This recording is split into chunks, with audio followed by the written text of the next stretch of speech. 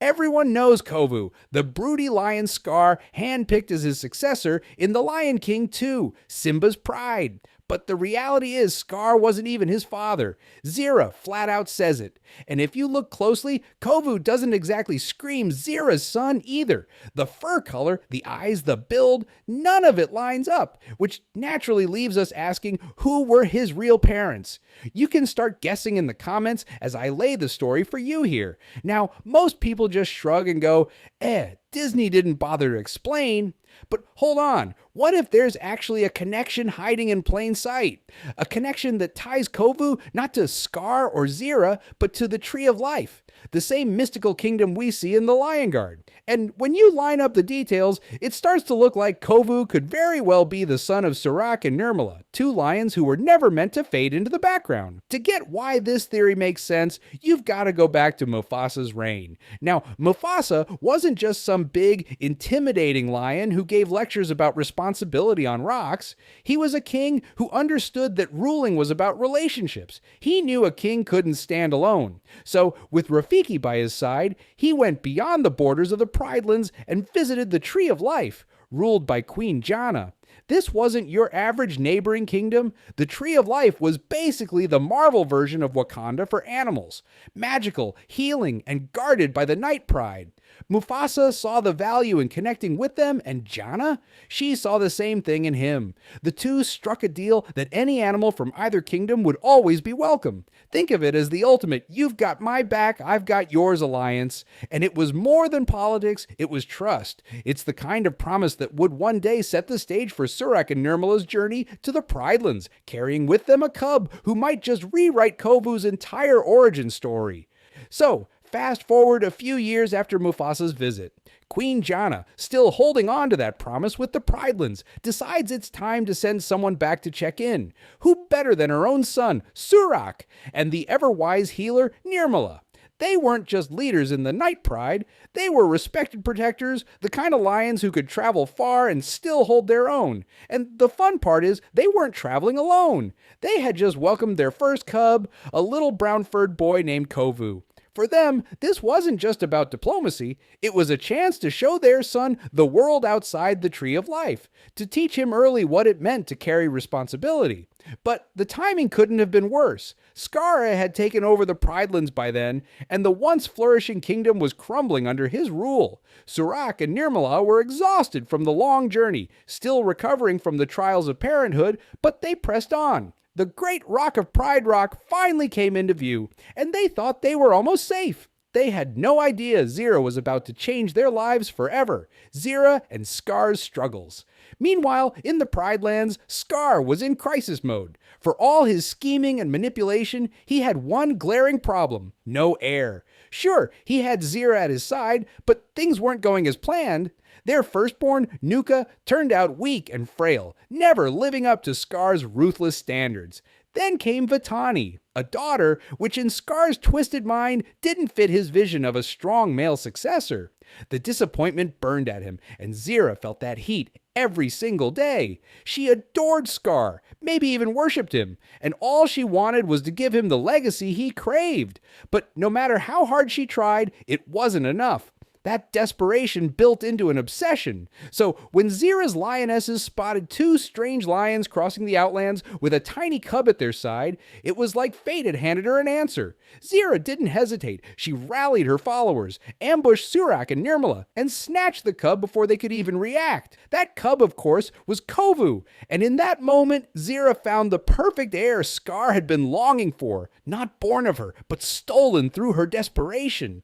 Surak managed to get Nirmala to safety, stumbling into the Pridelands where they crossed paths with Sarabi. And if anyone understood loss at that point, it was her. She listened to their story with that quiet strength she always had, and she told them the truth. Scar was king now, and if they stayed, they'd be crushed under his paranoia. Worse still, she explained Zira's grip on the Outlands, a lioness whose obsession with Scar made her dangerous beyond reason. It was brutal, but Sarabi knew the reality. There was no getting Kovu back, not then. She urged them to leave before Scar found another reason to lash out. And so they did childless, and with nothing to bring back to Queen Jana except grief. And that grief never really left.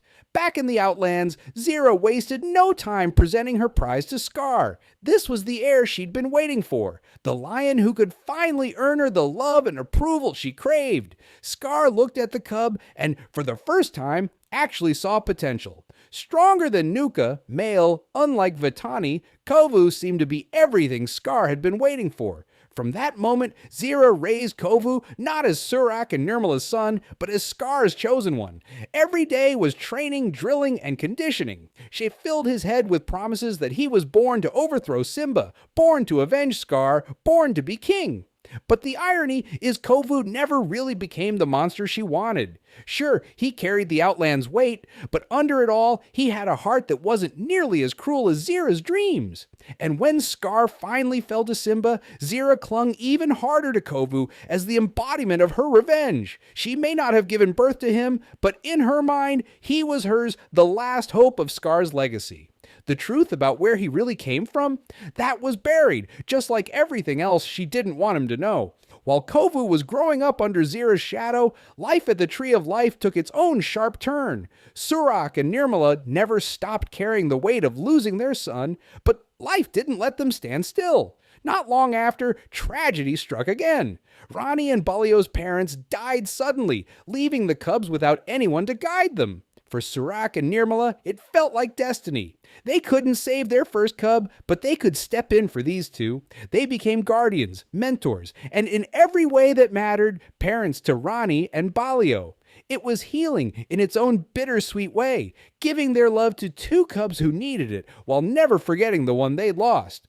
Rani, of course, grew up carrying all that early grief, and it explains why she's so tough when Kion first meets her. She was a lioness, hardened by loss, taught early that family can disappear at any moment. With Surak as her uncle and Nirmala as her steady support, she grew into Janna's heir, but always with a guarded heart. Now, here's where things get really strange. We hear Surak call Janna his mother. We know Rani and Balio are her grandchildren, but one lion is never mentioned, their grandfather, Janna's mate. No name, no memory, no reference. He's just absent. And that absence is loud. If Janna had been ruling with a king, surely someone would have mentioned him, right? The most likely answer is that he died long before season 3, maybe even before Kion's group ever arrived at the Tree of Life. Disney has a habit of quietly writing out parents, usually with the classic, "they're dead, don't ask." And this feels like one of those cases. It also casts Rani's eventual bond with Kion in a new light. She lost her grandfather, the unseen male figure of her pride, and then here comes Kion, stepping into that space, not as a replacement, but as someone who continues the legacy of protection and balance. The grandfather's absence doesn't just leave a gap in the story, it actually makes Rani's arc resonate more. Subscribe now or don't. But then don't complain when you're out of the loop next week. 2 years later, when Simba and Kiara lead the Pride Lands into peace, Kovu finally steps into the role Zira had once drilled into his head, but on his own terms. He's not Scar's weapon anymore, he's Kiara's partner. And then comes the twist of fate, their journey to the Tree of Life. At first, it's almost funny. Animals mistake Kovu for one of the Night Pride. They look at him and see Surak's younger self. Others whisper about the resemblance to Nirmala. Even Kiara teases him about it. But for Kovu, who'd spent his whole life feeling like an outsider, those comments cut a little deeper. And then he meets them, Surak and Nirmala.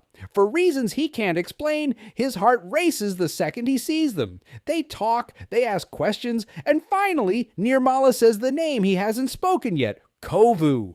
That's when the dam breaks. Rafiki and Makini step in, performing their Tree of Life magic, and the truth shines clear. Kovu is their son. The cub who was stolen in the Outlands had finally come home.